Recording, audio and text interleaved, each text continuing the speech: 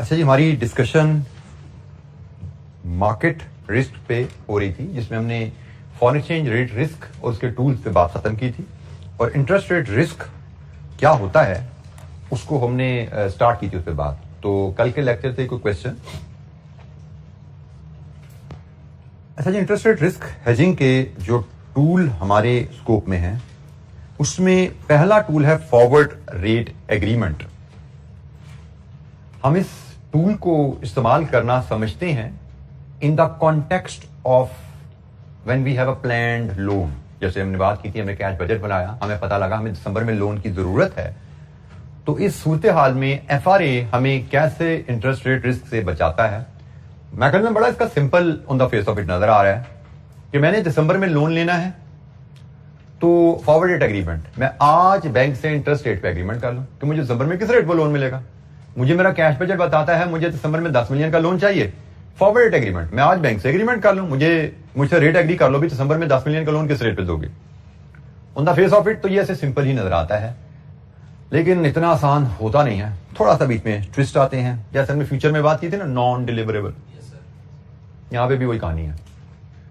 वहां पे future non deliverable था, यहां पे interest rate FRA non deliverable है। अब इसका नॉन डिलीवरेबल से मुराद क्या है? होता यह है कि मैंने एक बैंक से एग्री किया कि भाई मैं आपसे लोन लेना चाहता हूं दिसंबर में 10 मिलियन का, मुझसे रेट एग्री कर लो। बैंक ने कहा ठीक है जी, हम आपको 10% पे रेट एग्री कर लेते हैं आपसे। 10% पे रेट एग्री हो जाता है बैंक से मेरा जब, और फिर लोन लेने का टाइम आ गया, मैं बैंक के पास गया लोन लेने, तो बैंक कहता जी हम एफआरए में लोन नहीं देते, नॉन डिलीवरेबल है हमारे FRA. Interest rate FRA non deliverable होते हैं, एफआरए के अगेंस्ट लोन मिलता नहीं आपको। ओके जी, लोन तो हम नहीं देते आपको, आप लोन किसी और बैंक से ले लो। आपने कहा ठीक है जी, मैं ले लेता हूं लोन से, मैं फलाने बैंक से पैसा किया, वो 12% लोन दे रहा मुझे, तो मेरा आपसे एग्रीमेंट 10% का था। तो बैंक कहेगा जी हाजिर हम 2% का मसला है ना, वो हमसे ले लो। 2% एक्स्ट्रा मांग रहे ना आपसे इंटरेस्ट बैंक आपका, जिससे लोन ले रहे हो, 2% हम आपको दे देते हैं भाई, जो फर्क है, ताकि आपकी कॉस्ट 10% रहे। अब होगा क्या, आपने जिस बैंक से एफआरए किया था 2% उससे वसूल करोगे, 10% अपनी जेब से ला लोगे, जिससे लोन लिया 12% उसको दे दोगे, आपकी कॉस्ट 10% रही। अल्टरनेटिव, आपने बैंक से एफआरए किया था कि जी मेरा लोन 10% होगा, लोन लेने का टाइम आया, आपको दूसरे बैंक से लोन 8% में मिल गया, क्योंकि एफआरए तो नॉन डिलीवरेबल है, ये तो साबित है ना। जिस बैंक से एफआरए किया उसने लोन नहीं देना आपको, तो आपने मार्केट से लोन लिया, आपको 8% मिल गया। अब एफआरए बैंक कहेगा भाई आपका तो मेरा से सौदा था, आप 10% इंटरेस्ट पे करोगे, आपको 8% पे लोन मिल गया, 2% मुझे दे दो, आपकी कॉस्ट 10% लॉक है। This is FRA, non deliverable FRA.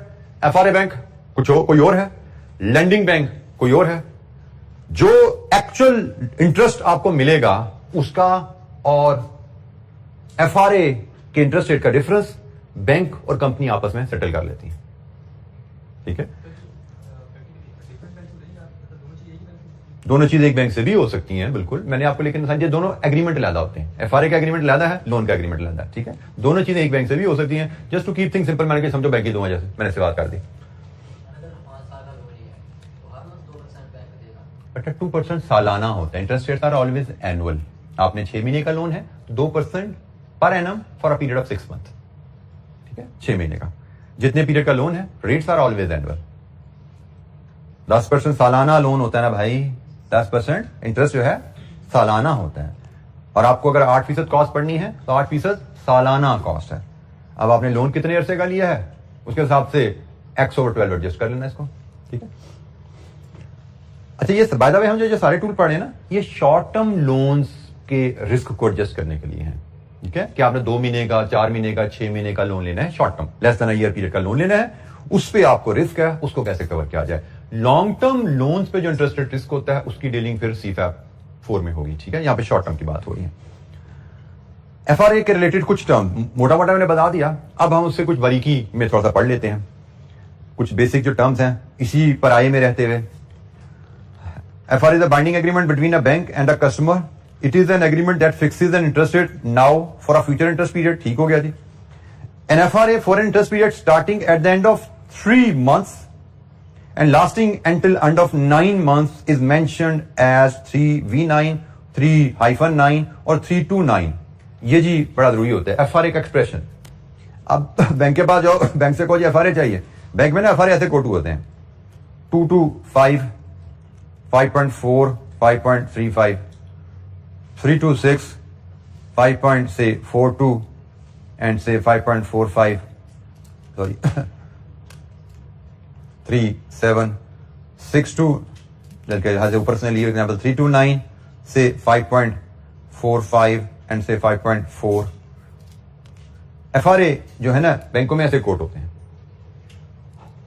Currency FRA में होता है 3 month forward, 6 month forward, 1 month forward. क्या आपने करेंसी खरीदनी कब है या बेचनी कब है? अगर आपने करेंसी फॉरवर्ड एग्रीमेंट करना है 1 महीने बाद खरीद फरोख्त का, तो you are interested in 1 month forward agreement. आपको कस्टमर से पैसे आने हैं 3 महीने बाद, you are interested in sell FRA, you will take 3 month FRA। 3 महीने बाद खरीदो फरोख्त होनी, काम खत्म हो जाना है। ये लोन है, ये डिपॉजिट है। यहां पे पहला पॉइंट है कि कब आपने लोन लेना है, डिपॉजिट लेना है, कितने महीने बाद। लेकिन लोन और डिपॉजिट के साथ एक और ट्रांजेक्शन भी आती है। लोन या डिपॉजिट जब लिया तो वापस भी तो करना होता है ना भाई, तो मैच्योरिटी भी आती है। इसलिए लोन FRA में 2 पीरियड आते हैं, 1 पीरियड नहीं आता। करेंसी FRA में 1 पीरियड आएगा, 3 मंथ फॉरवर्ड, खत्म हो गई। 3 महीने बाद खरीद लेना भाई, 3 महीने बाद बेच देना। लोन के FRA में या डिपॉजिट के FRA में 2 पीरियड आते हैं। आज से 2 महीने बाद आप लोन लोगे, आज से 5 महीने बाद लोन वापस करोगे। मतलब कितने महीने का लोन है? 3 महीने का। आज से 3 महीने बाद लोन लोगे, आज से 6 महीने बाद लोन वापस करोगे। कितने महीने का लोन है? 3 महीने का। आज से 3 महीने बाद लोन लोगे, आज से 9 महीने बाद वापस करोगे, मतलब 6 महीने का। सो लोन के FRA में 2 पीरियड्स होते हैं। एक पीरियड होता है month from today when loan और डिपॉजिट ट्रांजैक्शन विल इनिशिएट, और दूसरा पीरियड होता है month from today when loan और डिपॉजिट विल मैच्योर। और इन दोनों का डिफरेंस है ड्यूरेशन ऑफ द लोन और डिपॉजिट। 2 रेट्स होंगे जस्ट लाइक बाई सेलिंग। एक लोन होता है, एक रेट होता है लोन का FRA। हाई रेट है तो लोन के FRA का एप्लीकेबल है, लो रेट है तो डिपॉजिट के FRA पे एप्लीकेबल है। क्योंकि आपको तो फॉरवर्ड रेट दोनों पे रिस्क है ना। आपने 2 महीने बाद डिपॉजिट करवाना है तो भी रिस्क है, आपने 2 महीने बाद लोन लेना है तो भी रिस्क है। तो FRA का पीरियड आपने सिलेक्ट करना है, FRA का रेट सिलेक्ट करना है अपनी नेचर ऑफ ट्रांजैक्शन के मुताबिक, and you enter into FRA। FRA में जो रेट दिए जाते हैं ना, बेसिकली ये बेस रेट होते हैं काइबोर, जिसको कराची इंटरबैंक ऑफर रेट कहते हैं। ये बेस रेट होते हैं।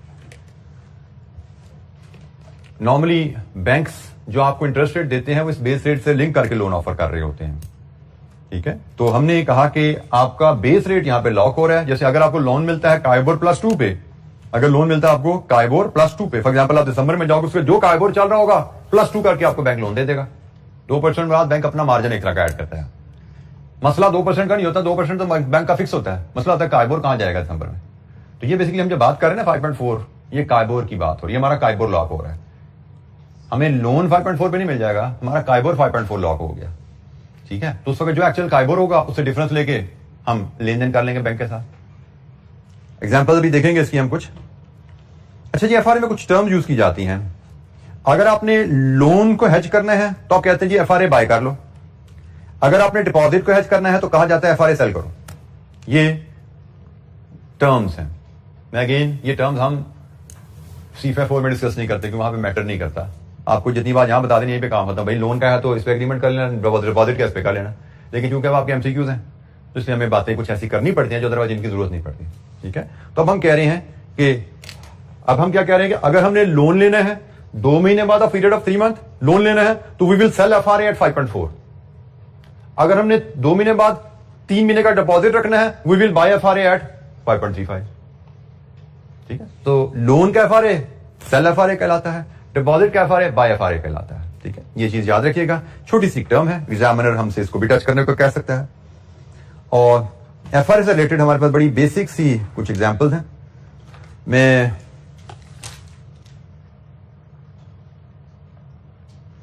एग्जाम्पल को हम यहीं से बुक से ही गो थ्रू करते हैं जी। पहले पेज 230 पे है,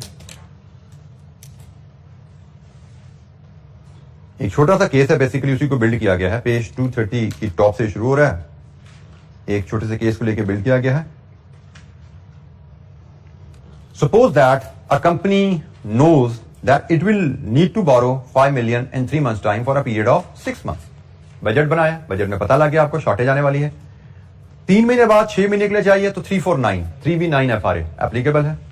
तो आप बैंक से 5 million का 3V9 FRA करोगे आप, और 3V9 अगर FRA मिल रहा है आपको इन रेट्स पे तो आपका एग्रीमेंट होगा हाई रेट पे। लोन का एग्रीमेंट है ना, हाई रेट पे होगा, ठीक हो गया। और इसके लिए जो टर्म यूज की जाती है सेलिंग FRA। कंपनी क्या करेगी, अपना 5.4 पे 3 to 9 FRA 5.4 पे सेल करेगी।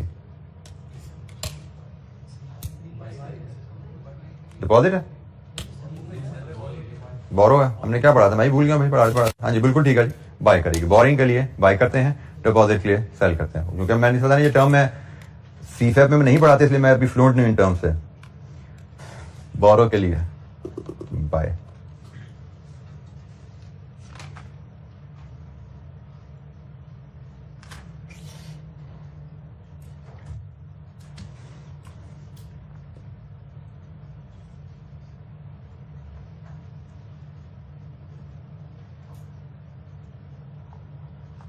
ठीक है जी, हमने FRA बाय किया, हमने FRA एग्रीमेंट बाय किया 3V9 5.4 पे, हमारा रेट लॉक हो गया।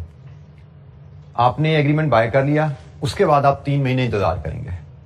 3 महीने इंतजार किया, सपोज पहला केस आया eight the end of 3 months KIBOR 6.25 पे है। आपका एग्रीमेंट था कि आपको 5.4 काइबोर पे लोन मिलेगा। एक्चुअल काइबोर जब लोन लेने का टाइम आया 6.25 है, इसका मतलब हमें लोन 6.25 पे मिलना है। तो हमने जैसे बात की थी, मेरा जो आर्गुमेंट होगा लेंडिंग FRA बैंक के साथ कि भाई मुझे 5.4 पे लोन मिलना चाहिए था, मुझे 6.25 का लोन मिल रहा है, मुझे एक्स्ट्रा कॉस्ट पड़ी है। आपसे एग्रीमेंट के हिसाब से मुझे 5.4 कॉस्ट पड़नी चाहिए थी, मुझे 6.25 कॉस्ट पड़ी है, मुझे कंपनसेशन दो। बैंक भी लग रही, बैंक का जी ठीक है जी, ये 6.25 माइनस 5.4 0.85% मैं आपको पे करता हूं, बट ये परसेंट है, पर एनम है, तो इसको वैल्यू में कन्वर्ट किया जाएगा। 0.85% इंटू 5 मिलियन इंटू 6/12, आपका 6 मिलियन का लोन था। तो बैंक कहेगा जी आपके कॉस्ट पे इतना फर्क पड़ रहा है ना, 5 मिलियन का लोन 0.85%, 6 महीने का लोन लीजिए जी 21,250 आई पे यू। जी बेटा, second agreement for the loan, बेटा वो लोन का एग्रीमेंट इस रेट पे हो रहा है ना, उसी से तो हमने FRA किया था इस रेट पे, हमारा लोन का एग्रीमेंट हो रहा है इस रेट पे। हमें लोन मिलना चाहिए था 5.4 पे, हमें लोन मिल रहा है 6.25 पे, हमें एग्रीमेंट के मुकाबले में 0.85 एक्स्ट्रा इंटरेस्ट पे करना पड़ रहा है ना। तो ये एक्स्ट्रा इंटरेस्ट हमारे इस लोन, इस एग्रीमेंट की सेटलमेंट में बैंक हमें दे देगा। इसको कहा जाता है FRA सेटलमेंट। FRA के अगेंस्ट लोन नहीं मिलेगा, FRA सेटल होता है कि भाई FRA का हिसाब खत्म कर लो, भाई सेटलमेंट से हिसाब खत्म करो। हमने बैंक से एग्री किया, हमें 5.4 पे लोन मिलना चाहिए FRA के मुताबिक। बैंक ने कहा भाई 5.4 पे लोन नहीं दे सकता, लोन तो मैं आपको 6.25 पे दूंगा। हाँ, FRA का हिसाब खत्म कर लेते हैं, जैसे फ्यूचर में हुआ था, कोई डॉलर नहीं दे सकते, हिसाब कर लो। ये भी भैया लोन नहीं दे सकते, हिसाब कर लो।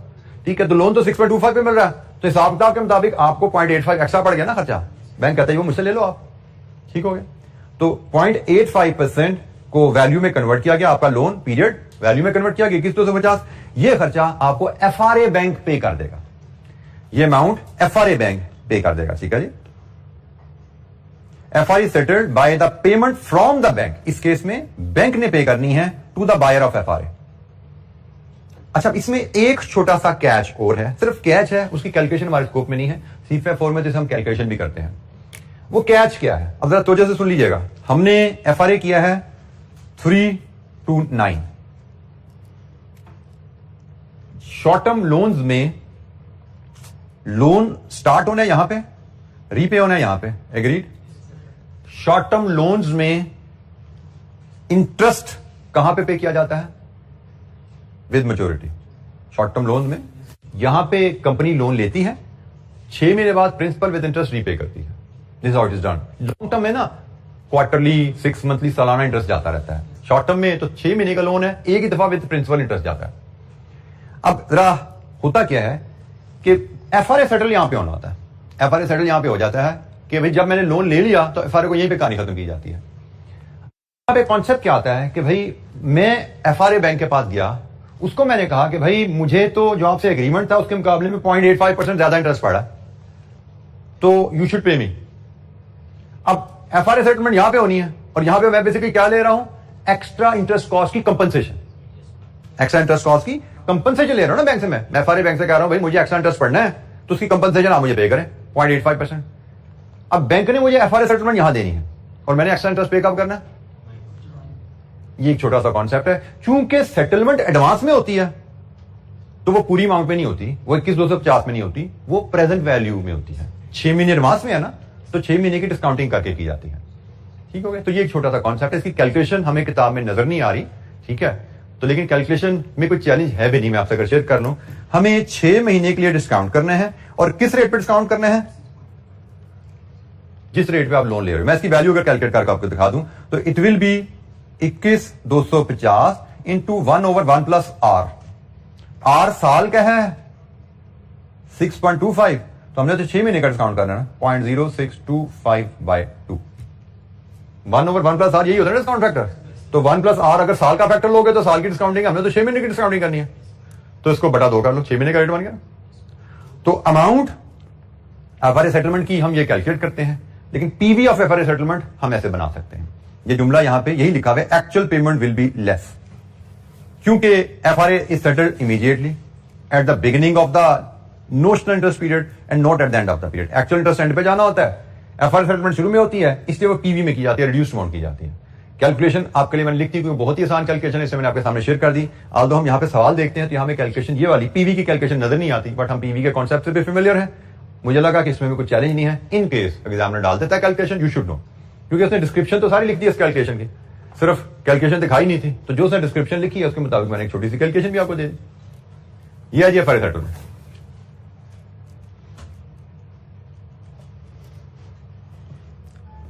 अच्छा, इसी एग्जाम्पल की कंटिन्यूएशन का एक और केस है। आपने एफआरए किया था 5.4 पे।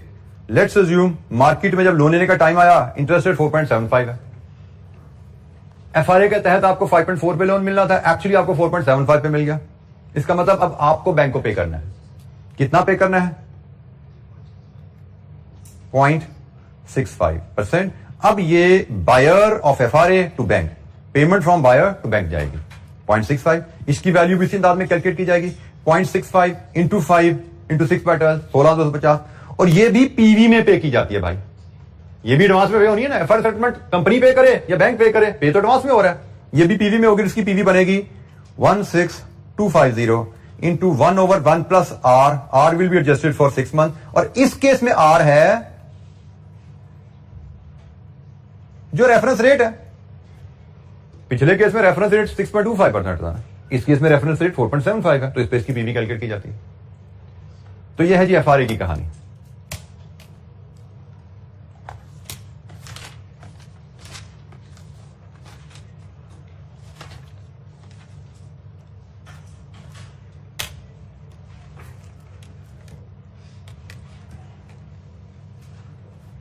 अच्छा जी, एफआरए के लिए एक मैं आपसे क्वेश्चन 1 है हमारे पास, ये आई कैप क्वेश्चन बैंक का क्वेश्चन है, इसको हम डिस्कस करते हैं, जिसको मैं थोड़ा सा मॉडिफाई करके डिस्कस कर लेता हूँ ताकि आपका सिनेरियो थोड़ा एक और भी डिस्कस हो जाए, क्योंकि हमने लोन का केस तो डिस्कस कर लिया। तो क्वेश्चन 1 है वो भी लोन का ही बना हुआ है, तो लेकिन मैं उसको डिपॉजिट का बना के डिस्कस कर लेता हूँ आपसे। हम इसको थोड़ा सा मॉडिफाई करते हैं, सिर्फ एक वर्ड में चेंज करता हूँ ताकि हमारी दूसरी ट्रांजेक्शन भी कवर हो जाए। On January 1, 2002X, ABC company is planning to deposit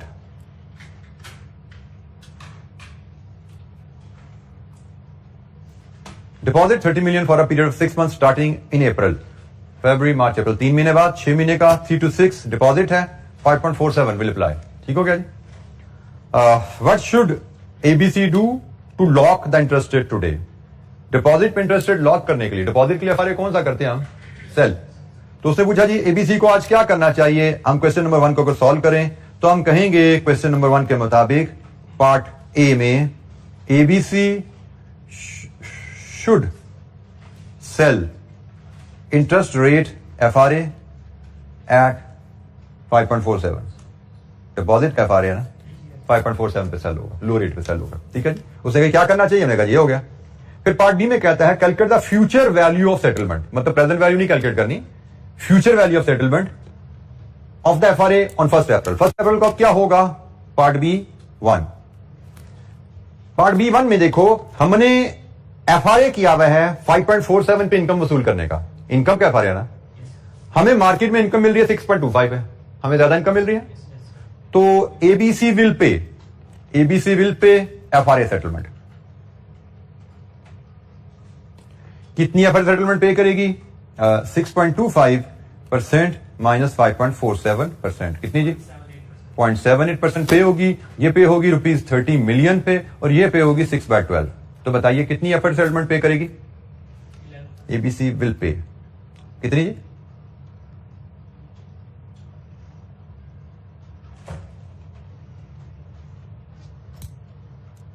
.7 C million में बोल रहे हो, 0.117, 1,17,000 रुपीज में ले आओ। 1,17,000 पूरा है या कुछ और भी है? 1,17,000 ये जी। B1 हमने FRA किया 5.47 पे में इनकम आनी चाहिए, एक्चुअल इनकम हमें मिल रही है 6.25 है, तो हमें फिर FRA सेटलमेंट पे करनी पड़ेगी। हम पे करेंगे 0.78%, 30 मिलियन पे 6 महीने का डिपॉजिट है, ये हम पे करेंगे। बट ये फ्यूचर वैल्यू है, एक्चुअली ये प्रेजेंट वैल्यू में पे होता है, ठीक है, एक्चुअली ये प्रेजेंट वैल्यू में पे होता है। हमसे उसने फ्यूचर वैल्यू मांगी थी, वो मैंने दे दी। अगर प्रेजेंट वैल्यू मांगता तो 1,17,000 into 1/1 plus R 0.0625, this is the relevant rate, applicable rate, 6 monthly rate करना है इसको, ये कर लो, ये पीवी आ गई थी।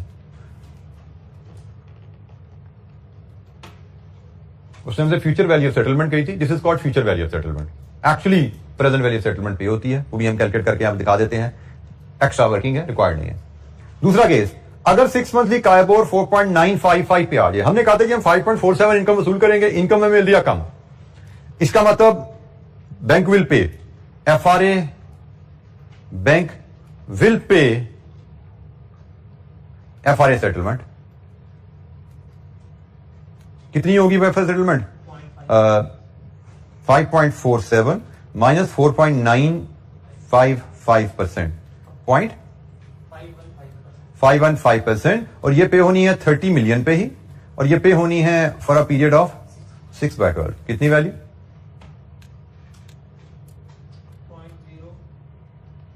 मिलियन रुपीज में बता दीजिए बेटा।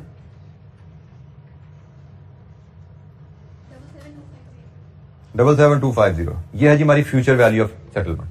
सवाल हमारे यहां पे खत्म हो जाता है। अगर हमसे पीवी कहा जाए तो वो होगी जी 77250 into 1/1 plus 0.0955/2, 6 month interest adjust किया। हम सिर्फ इंटरेस्ट को एडजस्ट करते हैं फॉर पीरियड, ख्याल कर रहे हैं 1 is for principal, 1 plus R को हमने 6 महीने का बना लिया, यहां से हम पीवी ले सकते हैं अगर कहा जाता तो। हमने एक केस FRA लोन का डिस्कस किया, एक केस FRA डिपॉजिट का डिस्कस कर लिया। FRA में यही है, इसके अलावा इंशाअल्लाह हमें कुछ आने की उम्मीद नहीं। पास पेपर में इस पे कुछ नजर नहीं आ रहा, क्योंकि पास पेपर हमारे पास बड़े लिमिटेड है, मैं बार बार बोल चुका हूं, आपको फिर बता दूं। मॉडल पेपर में एक फ्यूचर का क्वेश्चन है जो शायद हमने कर लिया हुआ है, और पास पेपर में स्प्रिंग 22 में एक FRA मनी मार्केट है जो भी नहीं किया, इंशाअल्लाह हम डिस्कशन क्लास में इसको देख लेंगे, but that will be simple इंशाअल्लाह। जी बेटा।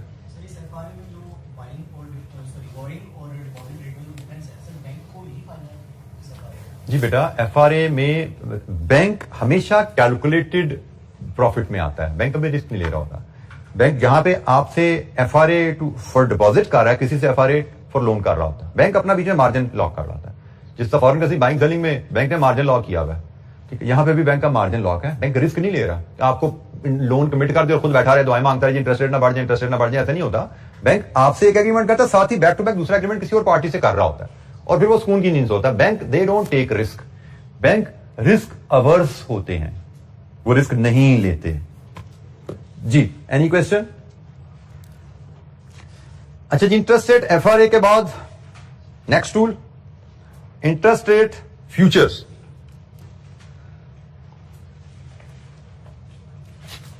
Interest rate futures just like forward, जैसा हम कहते हैं, ये भी फॉरवर्ड की तरह के एग्रीमेंट्स होते हैं, लेकिन ये जस्ट लाइक फॉरवर्ड जब करेंसी फ्यूचर में पड़ा था, करेंसी जो अमाउंट होती है ना उसमें स्टैंडर्ड होती है, कॉन्ट्रैक्ट साइज का कॉन्सेप्ट आता है यहां पे कॉन्ट्रैक्ट साइज का कॉन्सेप्ट आता है।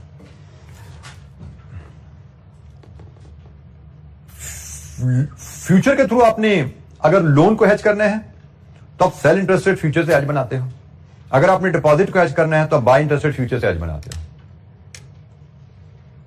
अभी हमने पढ़ा था बोरिंग FRA से करना है तो बाय FRA करो, डिपॉजिट FRA से करना है तो सेल FRA करो। यहां पे उल्टा हो गया थोड़ा सा, यहां पे आपने कहा बोरिंग करनी है हेज, बोरिंग का मसला है, इंटरेस्ट पेमेंट का रिस्क है तो सेल FRA, और डिपॉजिट मनी का रिस्क है, इंटरेस्ट इनकम रिसीव करनी है तो बाय FRA। अच्छा, लेकिन यहां पे फ्यूचर की कहानी थोड़ी सी डिफरेंट रहती है इस लिहाज से भी, एक तो कॉन्ट्रैक्ट साइज का मामला होता है। FRA में आप 10 लाख, 15 लाख, 50 लाख, 75 लाख, 75 लाख 500, 505 मिलियन, 507 मिलियन, 507 या 2 मिलियन, किसी भी अमाउंट का एग्रीमेंट कर सकते हो। इधर ऐसा नहीं है, स्टैंडर्ड कॉन्ट्रैक्ट साइज होते हैं। जैसे कॉन्ट्रैक्ट साइज अगर 1 मिलियन है तो you can only have an agreement to borrow और invest in the multiple of 1 million. Contract size आ गया। अच्छा, यहां पे फिर फ्यूचर की प्राइसेस आती हैं। फ्यूचर की प्राइसेस थोड़ी सी डिफरेंट होती हैं, यहां पे इनका मैकेनिज्म थोड़ा फर्क होता है। नॉर्मली हमने कहा था, करेंसी में कहा था ना कि जिस तरह एफआरए की प्राइस होती है वैसे ही फ्यूचर की प्राइस होती है। एफआरए की प्राइस अगर रुपीज पर डॉलर 250 रुपए है तो फ्यूचर की प्राइस भी लगभग वैसे ही होती है, 250 रुपए ही होती है। लेकिन इंटरेस्ट रेट फ्यूचर में प्राइसिंग मैकेनिज्म फर्क है। अगर आपका 3 मंथ एफआरए, जो कि हमने कहा था एक तरह का टाइबोर होता है, अगर वो 4% है तो फ्यूचर की प्राइस, इंटरेस्ट रेट फ्यूचर की प्राइस 100 - 4 96 होगी। फ्यूचर की प्राइस का मैकेनिज्म थोड़ा सा फर्क रखा जाता है। मतलब फ्यूचर की प्राइस अगर 96 है ना, इसका मतलब इंटरेस्ट फ्यूचर का रेट 4% है। अगर फ्यूचर की प्राइस 95 है ना, इसका मतलब फ्यूचर का इंटरेस्ट रेट 5% है। ठीक है। करेंसी फॉरवर्ड का रेट और करेंसी फ्यूचर का रेट एक ही तरीके से लिखे जाते हैं, लेकिन इंटरेस्ट रेट फॉरवर्ड का रेट और इंटरेस्ट रेट फ्यूचर का रेट लिखने का तरीका थोड़ा फर्क है।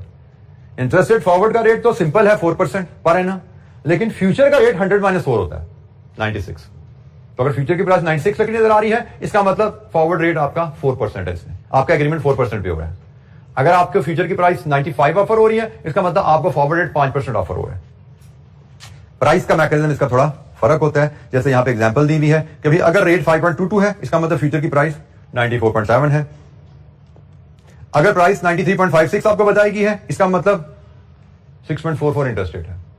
तो ये आपने ध्यान में रखना है कि 100 - R, हमारी प्राइस 100 - R से बनती है, 100 - काइबोर से बनती है फ्यूचर की प्राइस। ऐसा किया क्यों जाता है? ऐसा किया इसलिए जाता है कि जब इंटरेस्ट रेट बढ़ेगा तो फ्यूचर की प्राइस गिरेगी। इंटरेस्ट रेट 4 से 5 पे जाएगा तो फ्यूचर की प्राइस 96 से 95 पे आ जाएगी। ये मैकेनिज्म इसलिए बिल्ड किया जाता है। जब इंटरेस्ट रेट गिरेगा तो फ्यूचर की प्राइस बढ़ेगी। ये मैकेनिज्म इसलिए बिल्ड किया गया कि ये बिहेवियर हम ले सकें। हमने प्राइस को 100 - R क्यों किया? क्योंकि हम ये बिहेवियर को टारगेट कर रहे थे कि जब इंटरेस्ट रेट की कीमत, इंटरेस्ट रेट बढ़े तो फ्यूचर की प्राइस गिरे, जब इंटरेस्ट रेट गिरे तो फ्यूचर की प्राइस बढ़े। हम ये टारगेट करना चाहते थे, इसलिए हमने फ्यूचर की प्राइस का मैकेनिज्म ही बदल दिया। अगर हम फ्यूचर की प्राइस भी इंटरेस्ट रेट पे ही रखते तो इंटरेस्ट रेट बढ़ता, फ्यूचर बढ़ता, इंटरेस्ट रेट गिरता, फ्यूचर गिरता। हम उलट चाह रहे थे, तो उलट के लिए हमने ये किया। तो अब इंटरेस्ट रेट बढ़ेगा, फ्यूचर गिरेगा, इंटरेस्ट रेट गिरेगा, फ्यूचर बढ़ेगा। ये हम हासिल करना चाहते थे। क्यों? वो भी हम एग्जाम्पल देखेंगे, उसमें में नजर आएगा ये मैकेनिज्म। अभी हम एग्जाम्पल में जाएंगे, ये वहां पे हमें मैकेनिज्म नजर आएगा कि हम ऐसा क्यों चाह रहे हैं।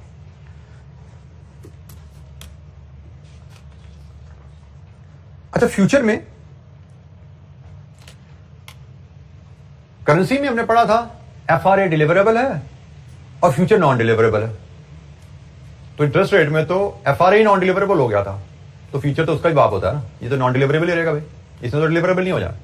ठीक है, ये नॉन डिलीवरेबल रहेगा। ये भी तो करेंसी में भी नॉन डिलीवरेबल था, तो यहां तो पक्का नॉन डिलीवरेबल है, जहां पे एफआरए भी नॉन डिलीवरेबल होता है। अच्छा, अब ये काम कैसे करता है? ये काम वैसे करता है जैसे बेटा आपने कल एक जगह नुकसान तो दूसरी जगह फायदा। वैसे तो करेंसी फ्यूचर भी वैसे ही काम करता था, लेकिन हमें जो स्कोप डिस्कशन दी गई उसमें वो रिफ्लेक्ट नहीं हुआ।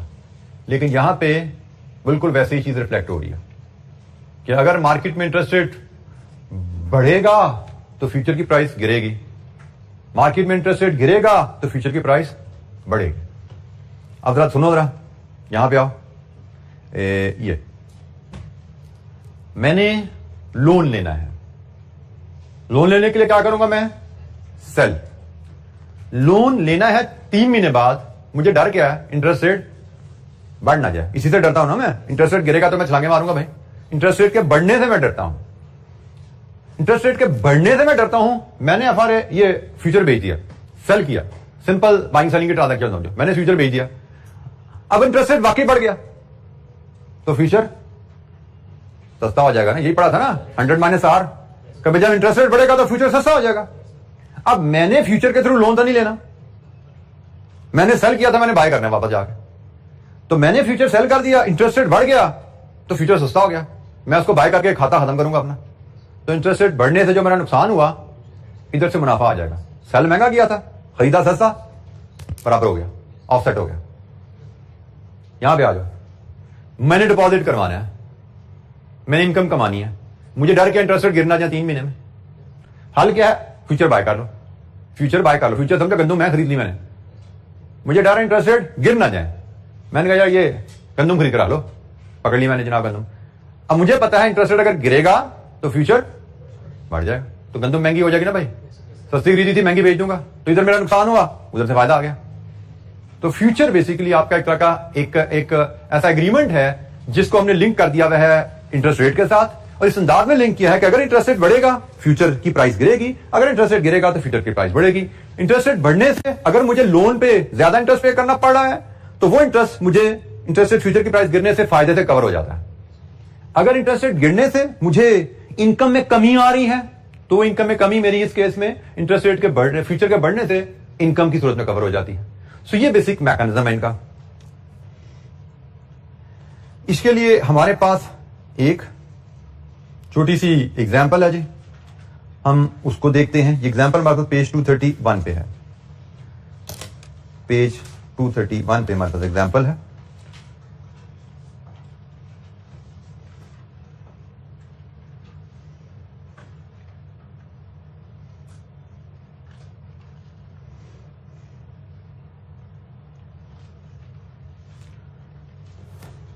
अच्छा, इसको यहीं से हम अगर फॉलो करें, company will need to borrow 8 million rupees, ये यूरो, ये टाइपो थोड़ा सा आ रहा है इस पे काफी ज्यादा, इसको मैं ठीक करता जाऊंगा जैसे नोट करते जाएगा। A company will need to borrow 8 million for a period of 3 months, 8 million for a period of 3 months, ये जरा टाइपो ठीक कर लीजिएगा। From the end of May, it is not January, May end पे हमें 3 महीने के लोन लेना है, जून जुलाई अगस्त 3 महीने के लिए लोन लेना है, आज जनवरी है। Company is concern about the risk of a rise in the KIBOR, KIBOR में इजाफे से डर लग रहा है इसको, जो कि आपका बेस इंटरेस्ट रेट होता है, हमें पता है हमारी लोन को लिंक किया जाता है काइबोर से, लोन के इंटरेस्ट रेट को। And it wishes to hedge its position with futures, future से हैज करने की बात हो रही है, इस रिस्क को फ्यूचर से हैज करने की बात हो रही है। करंट स्पॉट काइबोर, आज अगर लोन लेना हो तो 3.5% पे काइबोर मिलता है, आज अगर लोन लेना है 3.5 पे काइबोर मिलता है। आप 3 महीने का लोन लेना हो या 6 महीने का लोन लेना हो, दोनों पे 3.5% काइबोर ही लग रहा है। And the current June KIBOR future price is the same 96.5। अच्छा, यहां पे जिसने फ्यूचर के साथ एक महीना भी अटैच कर दिया without getting into any discussion, एक मंथ अटैच कर दिया। अच्छा, इसके बारे में एक बेसिक सा असूल याद रख लीजिए, किताब में वो पीछे असूल कहीं डिस्कस नहीं हुआ, यहां पे एकदम ये इसने एंट्री डाल दी इसकी। जैसे मैंने कहा ना कि ये टॉपिक पे डेप्थ वो ज्यादा होती है, तो इसको जब सिंपलीफाई करते करते कोई ना कोई गलती हो जाती है। जैसे मुझसे भी कल गलती होनी थी, मैं तो किया, लेकिन किताब वाले से छप गई तो छप गई, तो अब छप गई है तो फिर हमें इसको थोड़ा सा समझ लेना चाहिए। बड़ी आसान सी बात है। मार्केट में ना फ्यूचर कई तरह के मिलते हैं, जून जुलाई अगस्त, कई तरह के फ्यूचर कॉन्ट्रैक्ट अवेलेबल है। जैसे व्यापारी नहीं होता 1 मंथ 3 मंथ 5 मंथ 6 मंथ, आपको जो चाहिए ले लो। फ्यूचर भी इस तरह के ही मिलते हैं, 3 मंथ, उसमें जून डेट होती है, जून का फ्यूचर, जुलाई का फ्यूचर, सितंबर का फ्यूचर, दिसंबर का फ्यूचर, आपने कौन सा लेना है। एफआरए में तो हम क्लियर थे, अभी 3 महीने बाद पैसे आने हैं, 3 मंथ एफआरए ले लो, 6 महीने बाद पेमेंट करनी है, 6 मंथ एफआरए ले लो। यहां पे असूल भी बड़ा आसान है, कोई मुश्किल नहीं है। यहां वहां पे होता था ना, आपने करेंसी खरीदनी कब है, जब खरीदनी है उसका पीरियड का एफआरए ले लो, करेंसी बेचनी कब है, जब बेचनी है आपका एफआरए ले लो। यहां पे क्या है, आपने लोन लेना कब है, कब लोन लेना है, मई में। तो जिस तारीख को लोन लेना है, जिस तारीख को इन्वेस्टमेंट करनी है, उसके फौरन अगला एफआरए ले लो, तो वो बनता है। यहां पे तो उसने दिया ही जून हुआ है ना, इसलिए हम जून ले रहे। हो सकता है वो जून जुलाई 2 दे देता कि जो जून का 96.5 पे है, जुलाई का 96.4 पे है, हो सकता है वो 2 दे देता। तो हमारा असूल क्या है, जिस तारीख को लोन लेना है, जिस तारीख को हमने इन्वेस्टमेंट करनी है, उसके फौरन बाद वाला एफआरए लेना, फ्यूचर लेना होता है। एफआरए में डेट मैचिंग होती है, क्योंकि एफआरए होता है over the counter. FRA bank के पास जाके ओवर द काउंटर उनसे रेट, पीरियड भी एग्री करते हो, डेट भी एग्री करते हो, रेट भी एग्री करते हो। फ्यूचर ओवर द काउंटर नहीं है, फ्यूचर एक्सचेंजेस में ट्रेड होता है, इसलिए इसमें आप एक्सचेंज से जाकर डेट एग्री नहीं कर सकते, मुझे किस डेट का एग्रीमेंट दोगे। वहां पे दुकान में सजी हुई है, भैया जून का एग्रीमेंट भी है, जुलाई का भी है, देख लो कौन सा लेना है। आपका असूल क्या रहेगा? भाई मुझे किस दिन ट्रांजैक्शन मेरी सेटल होनी है। लोन में आपका रिस्क तब तक ही है ना जब तक आपने लोन लिया नहीं।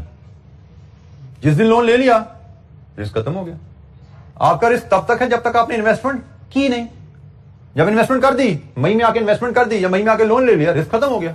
तो आपका जिस तारीख को रिस्क खत्म होना है उससे अगली डेट का एग्रीमेंट करते हो, उससे फौरन अगली डेट का एग्रीमेंट। तो यहां पे तो एक ही एग्रीमेंट है जून का, हम वही कर रहे हैं। तो आपको बताने से जरूरी पड़ गया कि हो सकता है आपको एग्जामिनर 2 दे दे कि भाई आपने मई को लोन लेना है, तो बताइए जून या जुलाई में से कौन सा एग्रीमेंट आपके लिए सुटेबल है। ये छोटा सा एमसीक्यू बन गया।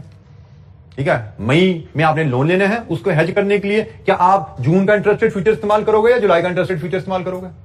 तो आंसर इज वेरी सिंपल। जब मई में लोन लेना है तो मई के फौरन बाद वाला जून। अच्छा, करेंसी में भी ये असूल अप्लाई होता है। करेंसी में भी सेम यही असूल अप्लाई होता है कि डॉलर खरीदने कब है? मई में, तो फौरन बाद वाला फ्यूचर, जून है या जुलाई जो भी अवेलेबल है, फौरन बाद वाला। जी बेटा,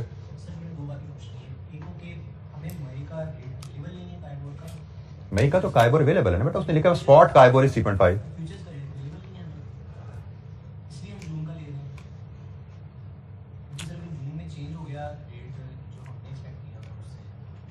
बेटा हमने लोन तो मई में ले लेना है, लोन तो हमने मई में ही ले लेना है, हमने जून तक तो जाना ही नहीं है। ठीक है, तो इसलिए ये मैटर नहीं करता जो क्वेश्चन कर रहे हो, ये मैटर करता नहीं है क्या जो आप क्वेश्चन कर रहे हो, क्योंकि हमने तो जून में लोन लेना ही नहीं है, हमने तो मई में लोन लेना। अभी हम एग्जांपल देखते हैं उसमें आपको क्लियर हो जाएगी बात। मैं इसको मजीद प्रिसाइज कर दूं, यहाँ पे उसने डेटें नहीं ना दी हुई, इसलिए मैं इसको टच नहीं करता। मई का महीना लिखा हुआ है तो मई का महीने को लेकर चल रहा हूँ। अब वो 1 मई है, 15 मई है, 31 मई है, बारीकियां और भी आ जाती हैं, हम उसमें भी इसको टच नहीं कर रहे। फिलहाल आप यही सूझ याद रखो कि भाई जिस दिन आपने, मैं मंथ से निकल कर दिन पे आ जाता हूं, जिस दिन आपने लोन लेना है उस दिन के बाद की डेट का जो भी फ्यूचर अवेलेबल है ले लो। फॉर एग्जाम्पल वो कहता आपने 30 मई को लोन लेना है और आपको 31 मई का फ्यूचर अवेलेबल है। 30 के बाद 31, तो फौरन बाद वाला तो 31 मई हुआ ना, जून वाला तो उससे आगे निकल गया, आप 31 मई वाला ले लो नियरेस्ट। ठीक है, आपकी जो ट्रांजैक्शन डेट है जिस दिन आपने लोन लेना है या डिपॉजिट करना है उसके बाद इमीडिएट बाद वाला जो अवेलेबल है ले लो। तो यहां पे इमीडिएट बाद में, यहां पे तो था ही एक ना, इमीडिएट बाद वाला तो क्वेश्चन ही नहीं आ रहा था। ठीक है, लेकिन अगर क्वेश्चन आ जाए तो इमीडिएट बाद वाला। अच्छा जी, जून काइबोर 96.5 पे अवेलेबल जी हमें। अच्छा, यहां पे भी वैल्यू ऑफ टिक का कॉन्सेप्ट है, फ्यूचर आ गया ना, तो टिक साइज है और वैल्यू ऑफ टिक भी है। तो इसका टिक साइज और वैल्यू ऑफ टिक जरा समझ लो। यहां पे हमने फ्यूचर की प्राइस कहा 100 माइनस आर होती है। For example if KIBOR is, हमारे केस की तरह 3.5 ही है अगर, तो इंटरेस्ट रेट फ्यूचर की प्राइस होगी 100 माइनस 3.5, ये बनता है जी 96.5। फ्यूचर की प्राइस नॉर्मली 2 डेसिमल में लिखी जाती है। यू मे और may not put a percentage sign, आप ये लगाओ या ना लगाओ फर्क नहीं पड़ता, बट इट अंडरस्टूड 96.5 का मतलब 3.5% है। टिक साइज, टिक साइज की डेफिनेशन वही है जी, minimum movement in the future price that can be recorded. तो minimum movement that can be recorded here is 0.01%, यही है, 0.9649 हो सकता है या 96.51 हो सकता है। तो 0.01% की मूवमेंट रिकॉर्ड होती है। फिर वैल्यू ऑफ टिक आ जाता है। वैल्यू ऑफ टिक हमने पढ़ा था कि एक कॉन्ट्रैक्ट की प्राइस एक टिक मूव कर जाए नफा या नुकसान। तो उसमें हमने जो देखा था करेंसी में, टिक साइज इनटू कॉन्ट्रैक्ट साइज, यहां पे तो चाहिए। करेंसी में तो यही पढ़ा था ना, टिक साइज इनटू कॉन्ट्रैक्ट साइज। अगर याद हो तो हमने वहां पे पढ़ा था जी ₹0.0001 और $1,25,000 कॉन्ट्रैक्ट साइज, हमने टिक वैल्यू निकाली थी 12.5, ऐसे था। तो बेसिक कॉन्सेप्ट तो यहां पे भी वही लगा, बट फर्क यहां पे क्या आ जाता है कि भाई ये तो परसेंटेज पर आना है, परसेंटेज है ना ये, तो इधर तो मेजोरिटी पीरियड का भी कॉन्सेप्ट आ जाता है। करेंसी में तो बाइंग सेलिंग में ऐसा नहीं होता। अच्छा, फ्यूचर में आपने कॉन्सेप्ट याद रखना है कि फ्यूचर के इंटरेस्ट रेट्स जो होते हैं वो एक स्टैंडर्ड 3/12 पीरियड पे अप्लाई होते हैं। फ्यूचर के इंटरेस्ट रेट स्टैंडर्ड 3/12 पीरियड के लिए अप्लीकेबल होते हैं। तो यहां से वैल्यू ऑफ टिक निकाल सकते हो, क्या आ रही है 25।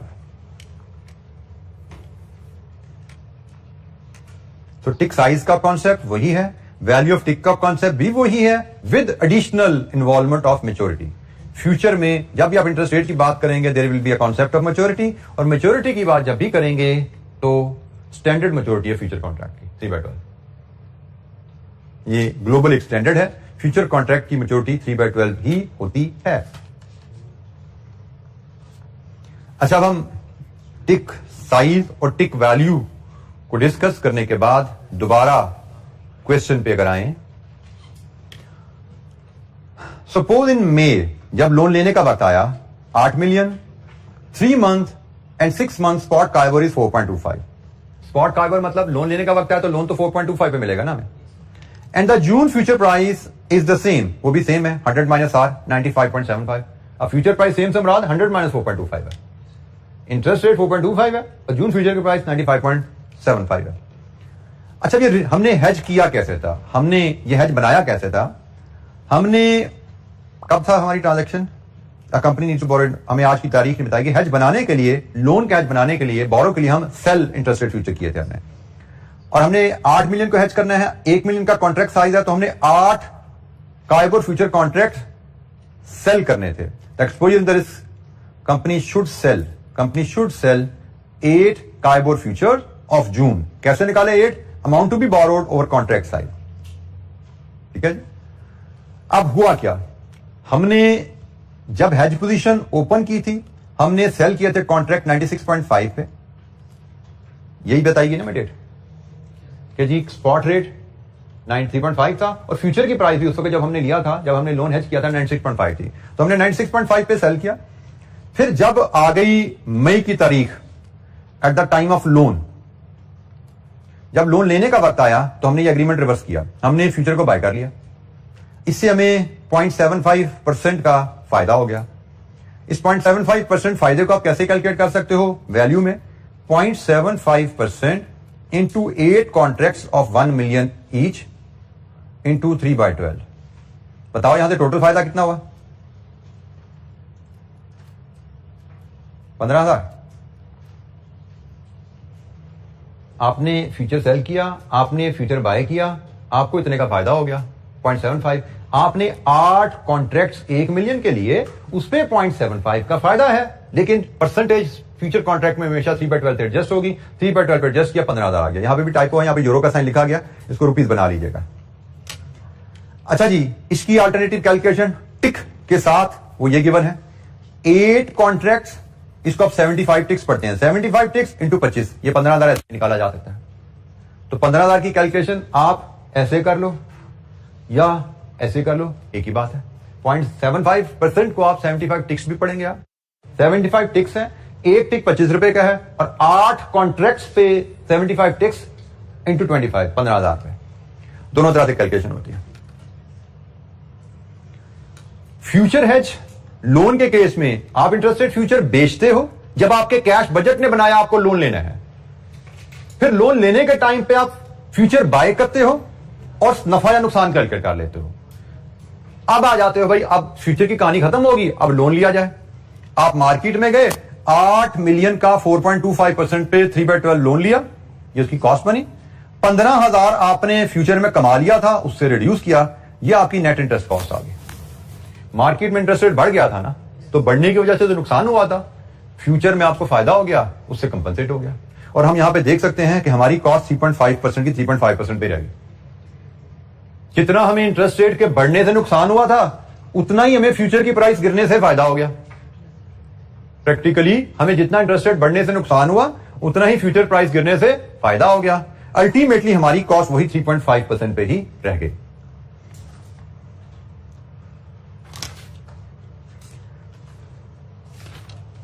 जी, एनी क्वेश्चन, कोई सवाल?